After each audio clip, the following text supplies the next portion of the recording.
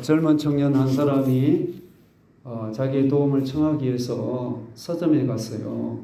근데 누구나 이름 되면 잘 아는 모 부흥사님의 책을 찾았던 거예요. 그 책을 사서 이제 자기가 이제 도움을 받고 누군가가 도움을 줄 수 있는 사람을 또 본인이 찾았어요. 근데 그는 자기 혼자만 예수님을 믿는 청년이었습니다. 그 때문에 가정에서 아주 핍박이 심하다 보니까 너무 힘들어서 몸도 마음도 지쳐있는 상태였어요. 그래서 누군가가 내가 이렇게 힘들고 지쳐있을 때 도움을 줄 수 있는 그런 분, 교인들이 있는, 그렇게 도와줄 수 있는 교회가 있으면 좋겠다, 이런 생각으로 찾고 있었어요. 근데 이것을 알았던 어떤 분이 그 교회를 소개해달라고 했는데 그분한테, 그런데 청년의 이 말을 듣는 순간 좀 이상하다는 느낌이 들었어요. 사람보다 먼저 하나님을 만나야 하지 않습니까?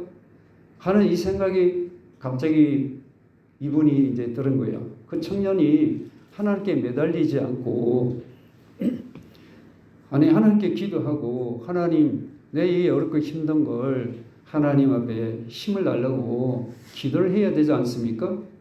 전혀 그런 거 없는 거예요. 사람의 힘으로 뭔가를 해결하려고 하는 거예요. 이게 예수님 믿는 사람, 이런 분들이 많을 수 있어요. 여러분은 어떻습니까? 사람 힘으로 살려고 합니까? 사람한테 도움을 구하고 있지는 않나요? 하나님 힘으로 진짜 살고 계세요? 누구에게 제일 도움을 먼저 찾고 있어요? 하나님이십니까? 사람이십니까? 사람이 아니라 하나님이시기를 바랍니다. 원어 번역 성경 10편 20편 7절을 보면 어떤 사람은 전차, 어떤 사람은 말을 자랑하지만 우리는 여호와 우리 하나님의 이름을 자랑한다고 이렇게 말하고 있습니다. 왜 하나님 이름을 자랑하기보다 전차나 말을 자랑하고 있을까요? 전차나 말은 사람의 눈으로, 내 눈으로 똑똑히 볼 수 있는 거죠. 근데 이 시대에, 고대 시대는 전차나 이 말은 나를 보호해주고 피난을 위한 수단이었어요. 이거 있으면 내가 안전하다고 생각한 거예요. 남들이 못 가는 거, 남들이 피할 때 막 저기서 오지만 나는 빨리 도망가고 보호처를 이렇게 얻을 수 있기 때문에 사람들은 전차나 말을 아주 소중히 여겼어요. 그런데 이러한 것이 진정으로 나에게 안전하게 해줄 수가 있을까요? 일시적으로는 될 수 있지만 영원한 안식처가 될 수가 없습니다. 그래서 잠언서 21장 31절을 보면 싸울 날을 위하여 마병을 예비하거니와 이김은 여호와께 있느니라. 내가 아무리 말과 전차를 가지고 자랑이 힘있게 해도 내가 그거 가지고 싸워서 이길 장담이 있냐? 이겨야만이 나를 보호할 수 있어. 내가 패배하면 내가 상대가 나를 죽일 수 있잖아요. 보호가 안 되는 거예요. 아무리 말이 전차가 있어도 내가 이겨야 되잖아요. 근데 이기고 지는 것은 말과 전차에서 어느 정도 이기고 지는 거 있지만 결정적으로 나를 승리케 하는 것은 하나님이시라는 거예요. 그러므로 하나님을 자랑할 줄 알아야지. 너는 말과 전차 가졌다고 큰 소리 치고 자랑하고 있냐? 너 가지고 자랑하고 있어? 그걸 가지고 이긴다고, 너를 보호한다고 이거 붙들고 있으면 문제가 없다고 생각하고 있어? 이 말을 하고 있는 거예요. 여러분 어떻게 생각하세요? 눈에 보인 거 붙들고 있기에 이거 있으면 안전빵이라고 혹시 생각하고 있기에 그걸 얻으려고 몸부림치고 그의 눈에 집착돼서 그거 아니면 큰일 날 것 같은 이런 생각을 갖고 있으면 우리는 이 뭔가 착각을 하고 계시다는 것을 기억을 하셔야 합니다. 왜 사람의 팔을 통해서 위로를 얻으려고 하는가요? 하나님의 강하신 팔을 의지를 안 하는 거예요.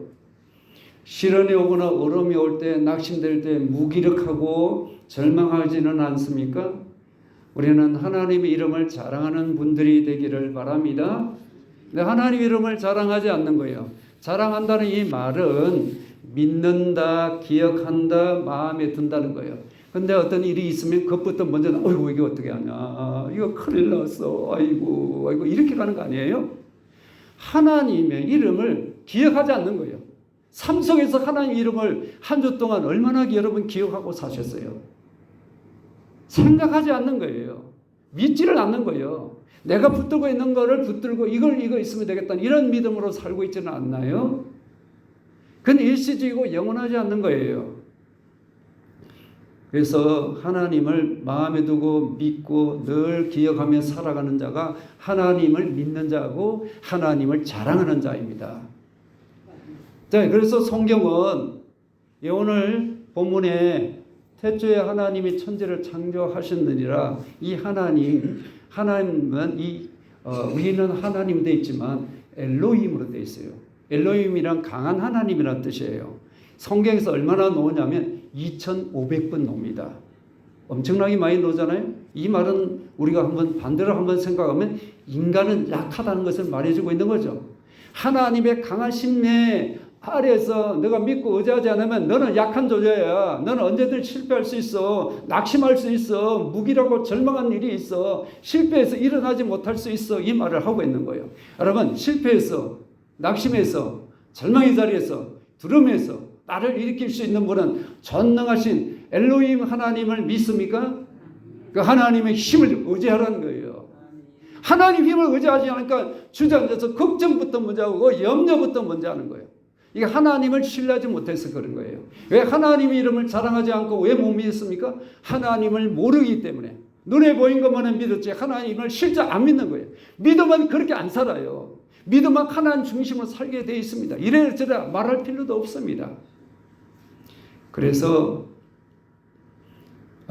혹시 어려움을 당하거나 힘들고 어떤 어려움 속에 말할 수 없는 고민이 있다 할지라도 하나님의 팔을 의지해 보시길 바랍니다. 그분은 강하신 하나님이에요. 이 강하신 하나님 무엇을 하셨을까요? 그분은 만물을 창조하신 분이십니다. 우리 1절 다 같이요. 시작. 태초에 하나님이 천지를 창조하시니라. 아멘. 태초예요. 태초란 시작. 온 세상이 시작되지 않을 때 하나님은 태초에 시작을 하신 분이, 이 세상을 시작하신 분이 사람이 아니라 하나님이십니다. 이 태초란 하나님이 인간의 역사는 하나님부터 시작이지 인간의부터 시작이 아니에요. 나의 시작은 하나님부터 시작이 될 때 그때부터 내 인생은 진짜 시작이 되는 거예요. 부모로부터 태어났다고 시작된 거예요. 시작은 맞아. 근데 참된 시작은 하나님을 만나 하나님부터 이름을 가지고 시작할 때에 그 인생은 온전한 신앙으로 그리고 하나님 주시는 복락을 누리며 살아갈 수 있는 거예요. 하나님 아닌 내 식으로 살아가면 아직도 그 사람은 태초에 하나님부터 시작돼서 하나님으로부터 계시로 끝이 나잖아요. 그게 안 돼 있으면 하나님 주시는 놀란 계획에서 벗어난 삶을 살고 있다. 이 말씀을 우리가 볼 수 있습니다. 그런데 보세요. 태초에 하나님이 천지를 창조하셨느니라. 얼마나 이 한마디가 강력한 말씀이에요. 하나님께서 만드신 이 세상 모든 것이 누구도 변명할 수 없는 것을 우리가 보여지죠. 로마서 1장 20절에 그렇잖아요. 하나님이 세상을 만드시고 누구도 변명할 수 없다고 말씀합니다. 창조했다는 말은 유일한 주체가 하나님이에요. 그래서 인간이 주인이 아니에요. 이 세상 모든 만물 하나님의 참 주인이심을 믿습니까? 주인 행사를 하면 안 되는 거예요. 지배자가 돼서는 안 되는 거예요. 하나님의 대리자일 뿐이지 내 소유라고 생각하면 착각이에요. 그러게 내 소유라니까 소유권 다툼이 일어나잖아요. 내려놓을 수 있는 자가 되셔야 한다는 거죠.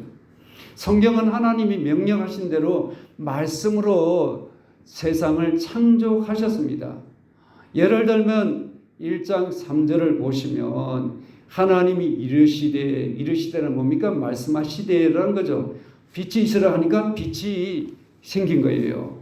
이런 식으로 하나님이 말씀하시되 10번을 말씀하고 있어요. 뭐로 창조하셨다고요? 세상을? 말씀으로 세상을 창조하신 거예요. 그러니 보세요. 하나님의 명령으로 말씀이 창조된 겁니다. 해, 달, 별 저기 하늘에서 갑자기 뚝 떨어졌나요? 이 마이크가 저절로 이렇게 만들어졌나요? 사람 손에 의해서 만들어진 거죠. 이처럼 하나님에 의해서 해, 달, 별이 만들어졌는데 어떻게 해요? 하나님 말씀으로 명령함으로 이 빛이 있으라 할 때 빛이 생기고 태양이 있으라 할 때 태양이 있는 말씀들이 이루어진 거예요. 하나님 말씀에는 능력이 있습니다. 하나님 말씀 너를 살리고 죽이고 실패할 수 있고 너를 성공하게 할 수 있는 것이 하나님의 손에 있는 거예요. 살리고 죽는 것은 하나님 말씀에 있음을 믿습니까? 죽어가는 영혼을 우리 주님께서 나사로야 무덤에서 나오라 말씀 한마디에 그 영혼의 죽은 자가 살아나잖아요. 창조한다는 것은 뭔가를 생기게 하고 만든다는 뜻이죠. 아무것도 없는 상태에서 세상을 만드신 거예요. 인간은 만든다 그러면 어떻게 만듭니까? 재료로 있는 걸 가지고 만드는 것 뿐이에요. 아무리 새로운 건 없다 해도 있는 걸 가지고 만드는 것 뿐이에요. 그래서 시편 33편 6절을 보면 여호와의 말씀으로 하늘이 지엄이 되었으며 그 만상을 이 우주 만물을 그의 입의 기운으로 이루었도다. 하나님 한번 입김을 한번 보니까 세상이 창조된 거예요. 어마어마한 사건이죠. 근데 불가능한 건지 보이죠? 네 생각으로 이 이해를 가지고 자꾸 내 머리를 가지고 믿으니까 안 믿어지는 거죠. 하나님의 가슴으로 하나님의 성령의 역사가 일어나면 믿어지게 되어 있습니다. 하나님 말씀으로 창조하셨습니다. 이 얼마나 하나님의 능력이 놀랐습니까?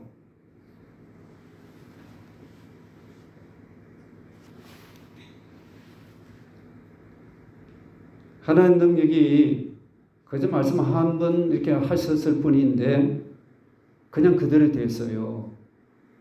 요한복음에 보면 태초에 말씀이 계시니라 만물이 그로 말미암아 지음받았다고 하셨거든요. 예수님도 창조에 참여하신 창조주 하나님이십니다. 예수님 창조하신 분이십니다. 세상을 창조하신 거예요. 성경 보면 우리가 이렇게 나오거든요. 삼위일체 하나님이신데 한 분이시죠. 성령님도 창조에 참여하셨어요. 창세기 1장 2절을 같이 합독하여 보겠습니다. 시작. 땅이 혼돈하고 공허하며 흑암이 깊은 위에 있고 하나님의 영은 수면 위에 운행하시니라. 아멘. 성령님도 하나님의 영이시죠. 창조에 참여하시고 창조하셨습니다. 여기서 운행한다는 말은 맴돈다는 말이에요. 성령께서 지속적으로 활동했다는 그것을 지금 말씀하고 있는 거죠. 그래서 맴돈다는 말은 마치 독수리가 자기 새끼를 딱 품는 거 있죠. 아니면 공중에서 오악에서 너플너플 날개를 짓을 하는 것 같은 이를 말하는 거죠. 이건 뭘 말하고 있습니까? 하나님께서 저희 하나님의 백성들을 어떻게 합니까? 위로해 주시고 보살펴 주시는 분이시라는 것을 우리에게 말씀하고 계셔요. 창조주 하나님은 우리를 위로하시는 분이셔요. 예수님도 우리를 위로하시는 분이시죠. 산상수훈을 보시면 하나님 다스리시는 분이심을 마태복음 6장에서 보면 말씀하고 계시면서 우리는 걱정할 필요가 없는데 걱정을 해요.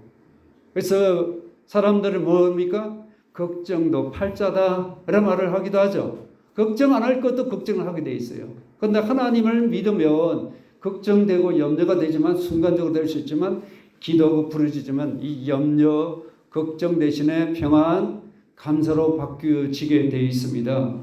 예수님은 마태복음 6장 26절에 분명히 말씀하시죠.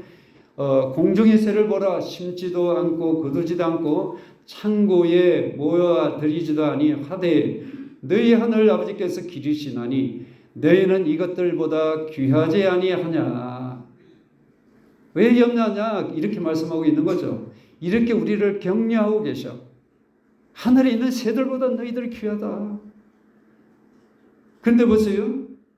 창조자 하나님은 이와 같이 말씀 한마디에 모든 것을 이룰 수 있다면 그 하나님의 말씀을 믿고 의지하면 우리의 삶 속에 놀란 일을 경험할 수가 있겠죠. 내 인생의 문제, 개인적인 이런 문제, 사회적인 문제, 죽음의 문제, 건강의 문제, 자녀의 문제 하나님께 부르짖으면 하나님 믿고 의지하면 하나님은 창조자 하나님께서 역사해 주십니다.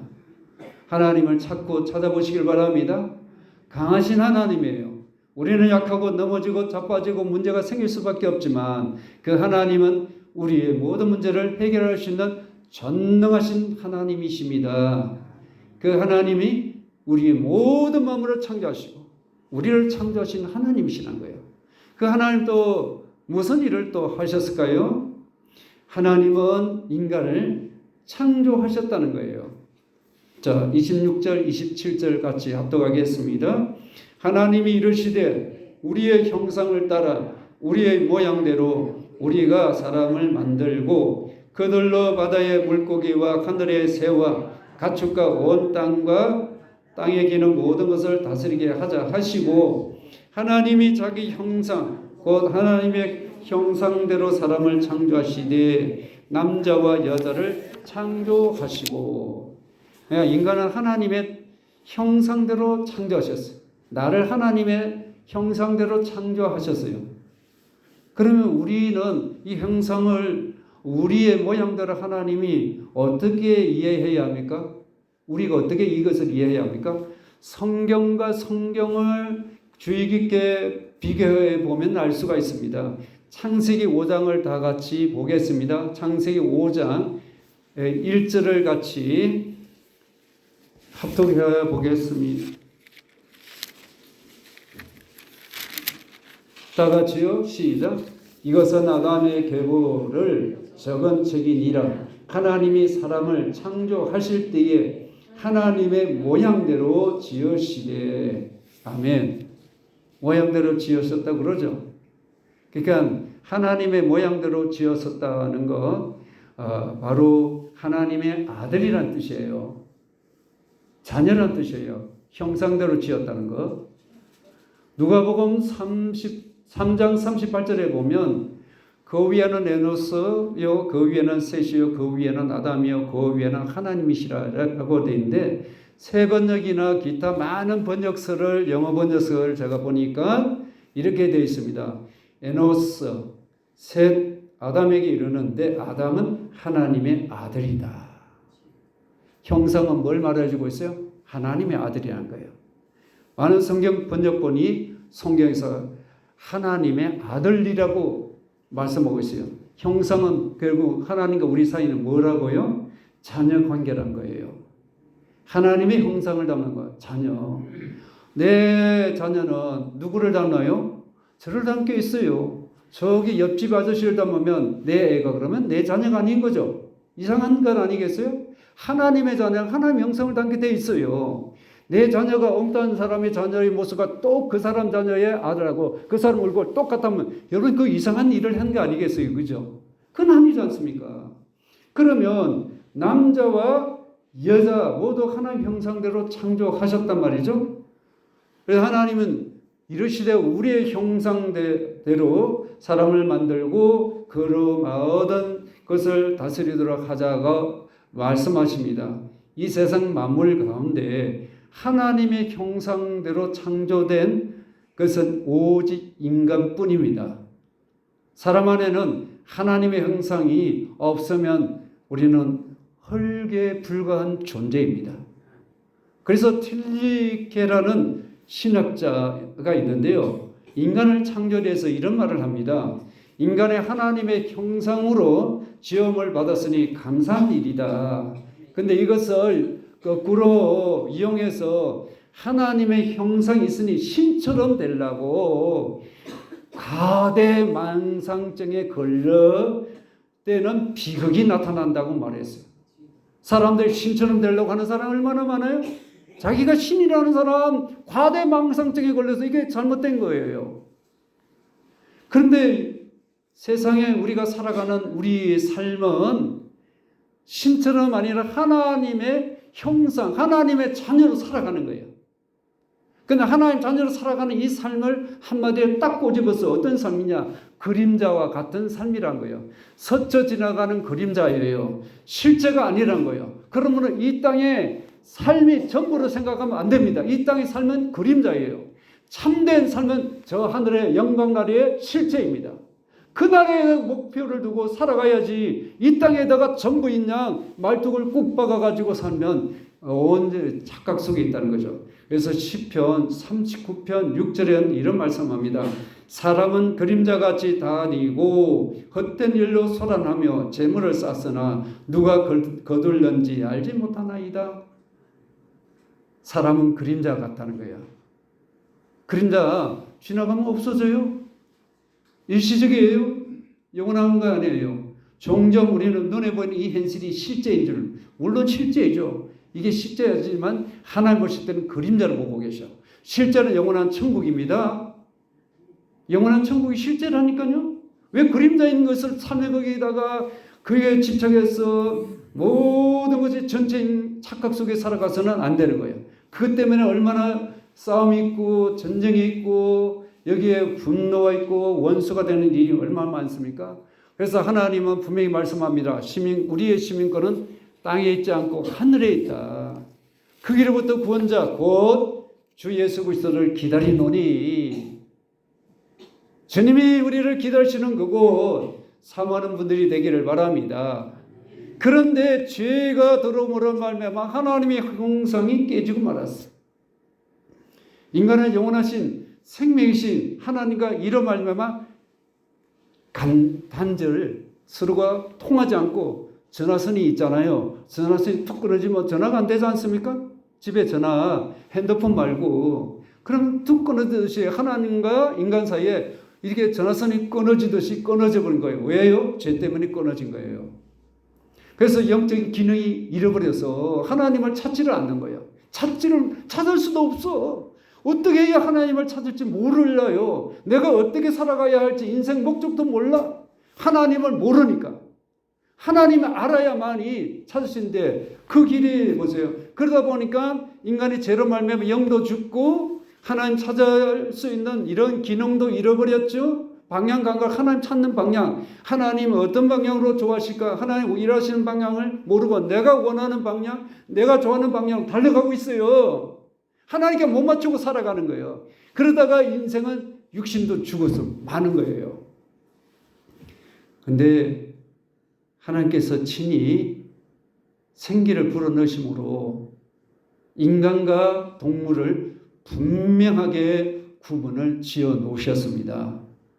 아담과 하와가 범죄한 날에 당한 죽음은 하나님과의 즉각적인 교제가 끊어졌죠.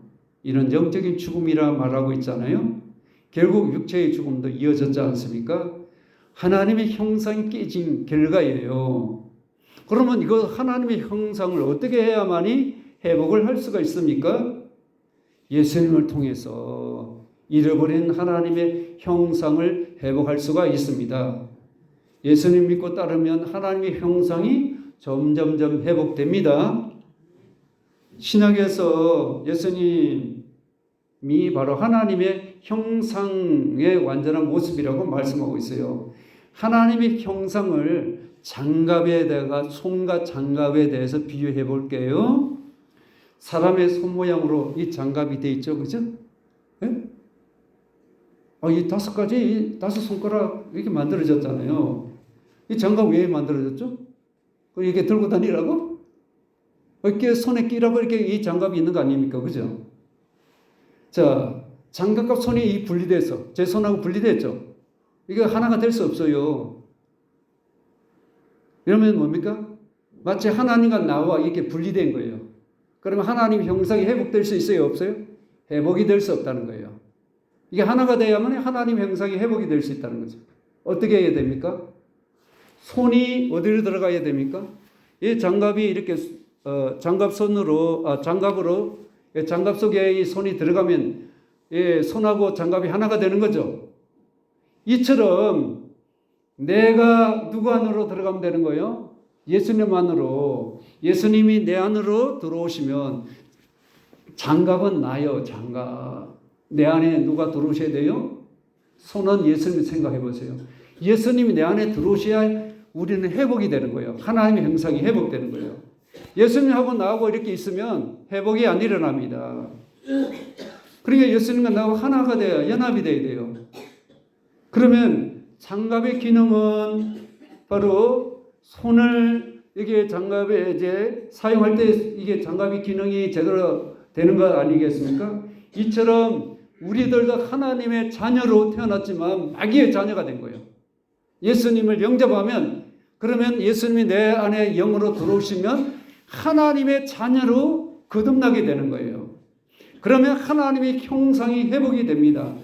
이처럼 우리 마음속에 예수님을 모시는 모든 자는 하나님의 형상이 회복되는 거예요. 그러면 회복되면 완벽하게 되는 거 아니라 점점 회복이 되어가고 있는 중에 있습니다. 그럼 하나님의 형상이 점점 더 많이 회복되기를 바랍니다. 골로새서 1장 15절에 보면 예수님 대해서 그는 보이지 아니하는 하나님의 형상이요. 할렐루야. 예수님 보이지 않는 하나님의 형상으로 이 땅에 인간의 몸을 입고 오셨어요. 하나님 아무도 볼 수 없습니다.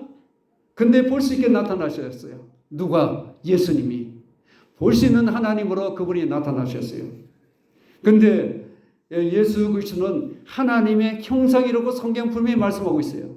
고린도후서 4장 4절에, 골로새서 1장 15절에도 말씀하고 있습니다.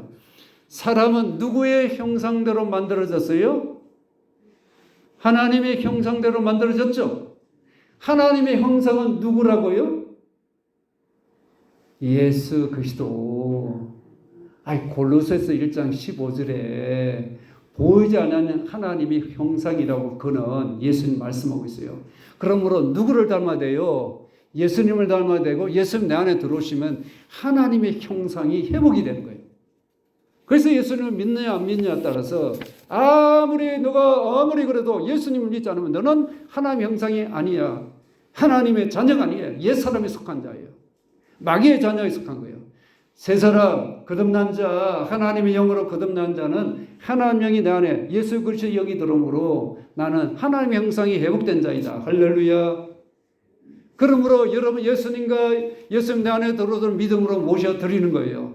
영접하는 자, 곧 그 이름을 믿는 자는 하나님의 자녀가 되는 권세를 주셨으니 이는 육으로도 아니하고 혈통으로 아니하고 하나님으로부터 되는 것이란 거예요. 하나님 뜻으로 되는 거예요. 그러므로 강하신 하나님은 그분의 형상대로 인간을 창조하셨어요. 사도행전 17장 26절 누가 빨리 한번 찾을 수 있는 분은 한번 찾아보시기 바랍니다. 사도행전 17장 26절 인류의 모든 족속을 한 혈통으로 만드사 온 땅에 살게 하시고. 아멘. 거기까지요. 그리고 바른 성경은 이렇게 해석하고 있습니다. 하나님께서 인류의 모든 민족을 하나로부터 만드시고, 그러니까 첫 사람은 아담이죠. 마지막 아담은 누구예요? 예수님이시죠. 고린도전서 15장 45절에 말씀하고 있습니다. 그러면 세상의 인간은 많이 있어 보이지만 딱 두 사람을 하나님 보실 때 두 사람만 보신 거예요. 하나님 앞에는 두 사람뿐이에요. 어떤 사람? 첫 아담에 속한 자이냐 너가? 마지막 아담, 둘째 아담에 속한 자. 예수 믿으면 누구 편에 서요? 마지막 아담에. 그럼 하나님은 두 사람밖에 안 보여요. 아무리 인류가 70억, 80억이 돼도 하나님은 딱 두 사람 보시는 거예요. 너 첫사람 아담 속에 있고는 너는 하나님의 자녀 아니야. 하나님 형상을 회복하지 않았어. 이렇게 보시는 거예요.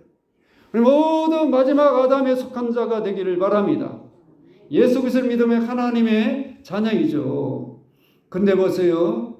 하나님께서 창조하실 때 1장 창세기 1장 24절을 보면 새, 짐승, 가축, 기는 것 순서대로 이렇게 창조하셨거든요.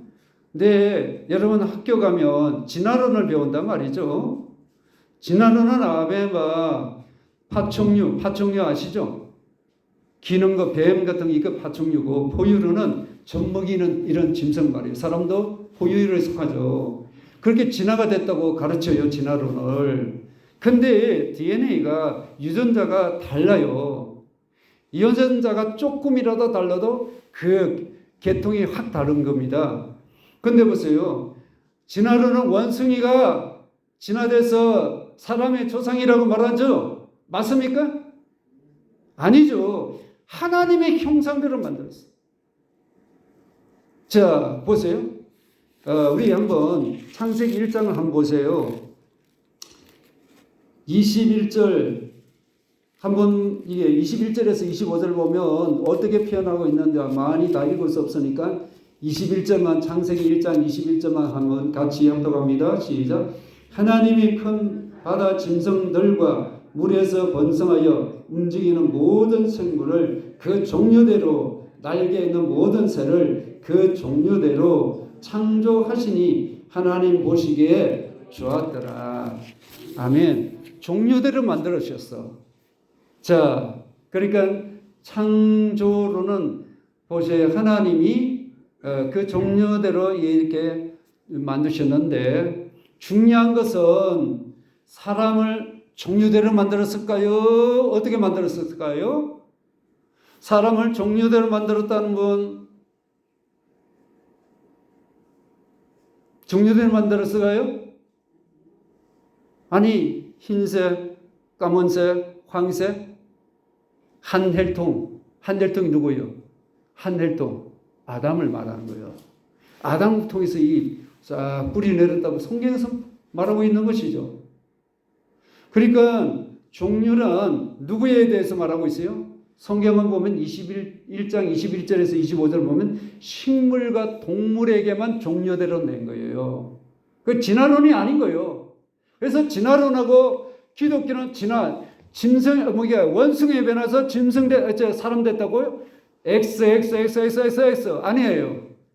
오직 하나님의 형상대로 하나님 우리를 창조하신 거예요.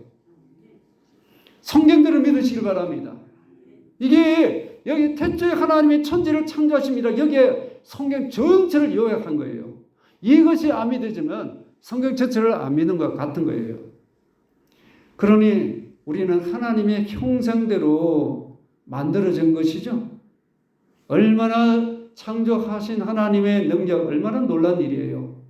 엘로힘 하나님, 강하신 하나님, 창조하신 후에 만물과 인간을 창조하신 후에 어떻게 또 하십니까? 강하신 하나님, 엘로힘 하나님은 인간을 축복하셔요. 28절 다 같이요. 본문 28절입니다. 시작. 하나님이 그들에게 복을 주시며 하나님이 그들에게 이르시되 생육하고 번성하여 땅에 충만하라. 땅을 정복하라. 바다의 물고기와 하늘의 새와 땅에 움직이는 모든 생물을 다스리라 하시니라. 아멘. 하나님 누구에게 복을 주셨을까요? 우리에게 또 복을 주는 데가 있어요. 창세기 1장 22절을 한번 보세요. 아까 21절은 읽으셨잖아요. 큰 바다의 짐승들, 물에서 번성하는 움직이는 생물, 그리고 새들인데 22절입니다. 시작. 하나님이 그들에게 복을 주시며 이르시되 생육하고 번성하여 여러 바다 물에 충만하라. 새들도 땅에 번성하라 하시니라. 아멘. 근데 하나님은 짐승들이 있잖아요. 그냥 창조하시고 종류대로 만드시고 좋았다고 할 뿐이에요. 그러니까 새와 물고기, 바다의 생물은 하나님 복을 주셨어요. 또 누구요? 우리도 복을 주셨어요. 하나님은 우리의 복받은 자로서 인간이 하나님부터 시작이 돼야 그때부터 복을 누릴 수 있다는 거예요. 근데 계시록을 보시면 계시록에도 7가지 복이 나옵니다.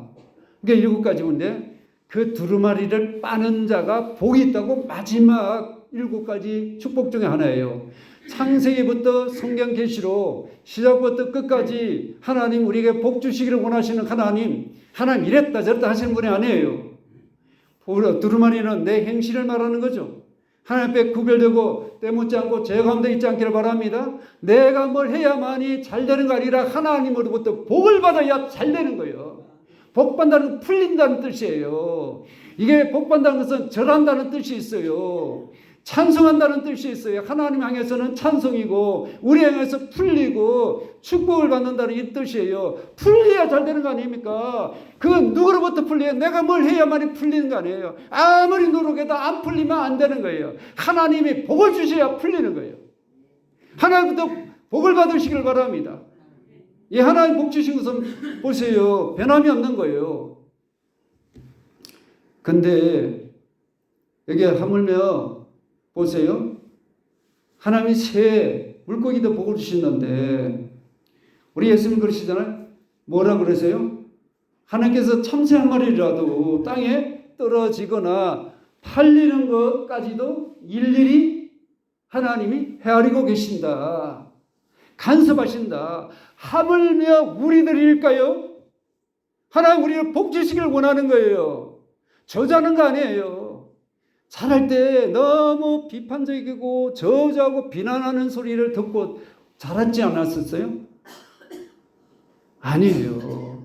우리가 어떻게 바뀌어야 하는 거예요. 하나님께서 생물들과 사람에게 보존하는 능력과 번식하는 이 축복을 주셨어요. 땅에 충만하라고 그러죠. 땅을 가득 채우라고 하시는 거예요. 넘칠 만큼 가득 채우라고 하나님 복을 내려주신 것이죠. 자, 하나님은 아담과 하와를 창조하시고 첫 번째로 그들에게 복을 주셨습니다. 엘로힘 하나님, 가능한 하나님은 축복의 하나님이심을 기억하시기를 바랍니다. 이게 물질 번영만 생각하시면 안 돼요. 범사에 하나님 복을 주신 분이셔요. 축복하신 하나님은 우리 자신만을 기독교는 축복의 종교예요. 잘못 우리가 오해하면 안 됩니다. 예수 그리스도 없는 축복은 기복적인 신앙이죠. 축복하신 하나님 우리 자신만을 복받기를 원하실까요? 하나님 나 혼자 복받는 거 아니라 생육하여 번성하라고 하시죠. 다음 계속해서 이 축복이 흘러가게 하라는 것이에요. 우리 자녀를 키울 때 복을 빌어주는 자가 되기를 바랍니다. 너는 어떠고 저쩌고 너 같은 인간이 그렇게 공부해서 되겠니? 이렇게 비난, 저주, 정죄하는 것을 하나님부터 온 거 아니에요. 그러니까 항상 축복해주고 칭찬, 격려해주는 자가 되기를 바랍니다. 이게 성경적이에요. 누구든지 보이든 보이지 않든 그 사람을 축복해 줄 수 있는 자가 바로 하나님의 말씀 가운데 사는 자이죠. 근데 번제한 인간은 타락해서 축복하는 인생이 아니라 남을 비난하고 정죄하고 저주하는 인생이에요. 그래서 하나님 그들을 징계를 하셔. 심판하셔요. 어떤 일이 있습니까? 한 예로 노아 시대에 범죄한 인간을 홍수로 다 심판해서 멸망시켰잖아요. 노아 가족 예고서. 그런 후에 창세기 9장 1절을 다 같이 한번 합독해 보겠습니다. 창세기 9장 1절.